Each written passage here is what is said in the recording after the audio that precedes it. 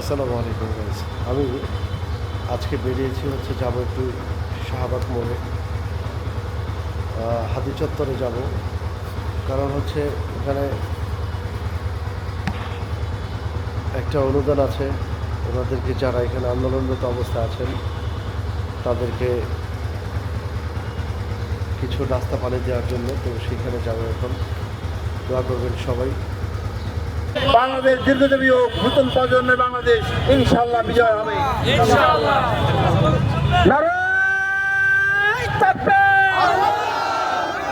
নারায়ে তাকবীর, আল্লাহু আকবার। তাই আমরা সবাই হাদি হব, যুগে যুগে লড়ে যাব, আমরা সবাই হাদি হব, যুগে যুগে লড়ে যাব, যুগে যুগে লড়ে যাব, আমরা সবাই হাদি হব, আমরা সবাই হাদি হব, যুগে যুগে লড়ে যাব। নারায়ে তাকবীর।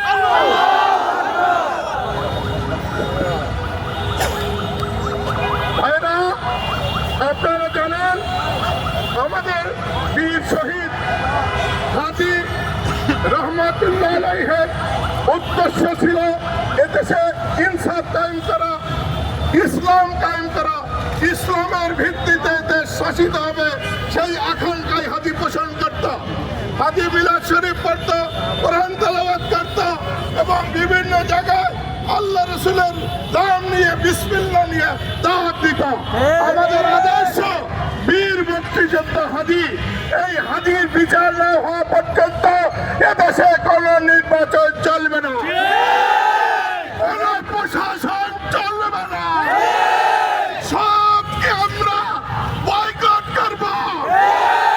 অবিলম্বে বিপ্লবী বিপ্লবী আদালত গঠন করে নির্বাচন হাজী হত্যার বিচার জন্য একটি ট্রাইব্যুনাল গঠন করে 30 দিনের মধ্যে বিচার সম্পন্ন করে তারপরে নির্বাচন এবং অন্য জিনিসের কথা ভাবে। দেশের 28 লক্ষ কোটি টাকা ফেরত আনে, না হলে কোনো নির্বাচন নয়। দেশকে খালি করার জন্য